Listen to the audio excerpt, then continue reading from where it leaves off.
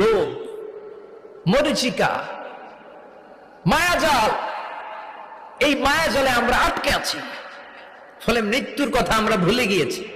পাগলের মতো ছুটছি, আরো টাকা লাগবে, আরো খ্যাতি লাগবে, আরো যশ লাগবে, আরো দাপট লাগবে। আমার এত টাকা দিয়ে কি হবে? এত সম্পদ দিয়ে কি হবে? এত ব্যস্ততা দিয়ে কি হবে তোমার? স্টপ, থামুন, অনেক হয়েছে। আন্না, থামুন, take a rest, take a breath and think about death. Think that you have to go back to your Lord.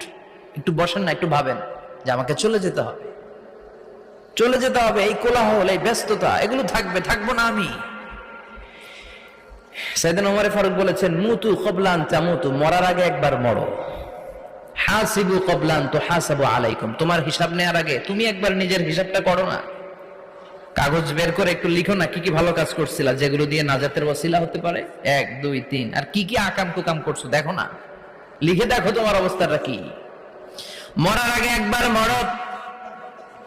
মরার আগে খাটের মধ্যে শুয়ে শটান করে চোখ বন্ধ করে একবার মরার ভান করে দেখেন কেমন লাগে।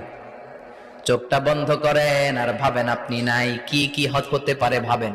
আপনার ছেলে মেয়েরা কান্না জুড়ে দিবে, আপনার প্রাণের স্ত্রী বিলাপ শুরু করে দিবে, বন্ধু বান্ধবের চিৎকার আর মাতম, স্থানীয় এলাকার মসজিদে ঘোষণা, অমুক এলাকার নিবাসী অমুক ভাই অমুকের ছেলে অমুক দুনিয়ায় নাই। সব আত্মীয়রা চলে আসবে, ফেসবুকে স্ট্যাটাস দেয়া হবে, সবাই সবাইকে জানাবে বিকাল 4টায় অমুক হাই স্কুল ময়দানে আপনার জানাজা। ছুটে আসবে, সবাই ছুটে আসবে আপনাকে শেষ বিদায় দিতে, গুড বাই জানানোর জন্য। আল ওয়াদা, বিদায় জানাতে আসবে সবাই। 4 তাকবীর দিয়ে আপনার জানাজা হবে, অশ্রুসিক্ত জানাজায় আপনার বিদায় হবে। কাঠের খাটিয়ার মধ্যে করে কাঁধে তুলে আপনার কবরে নেওয়া হবে। আগে থেকে খুঁড়ে রাখা কবরটার মধ্যে আপনার বিছিয়ে দেয়া হবে। বাঁশের কচি দিয়ে তার উপরে মাটির চাপা দিয়ে সব চলে যাবে। ভাবেন না একবার চোখ বন্ধ করে, this is the circle of life, this is the nature of life. এটা সবার হবে, আমার হবে, আপনার হবে। এত মায়া, এত ভালোবাসা কই যাবে? কেউ থাকবে না, সবাই আপনার অন্ধকার কবরে রেখে দিয়ে চলে আসবে। উপরে বাঁশের কঞ্চি, তার উপরে মাটির চাপা, অন্ধকার আর অন্ধকার। এই অন্ধকার যেন শেষ হতে চায় না, শুধুই অন্ধকার, ঠিক কিনা? এজন্য আমাদের চলে যেতে হবে।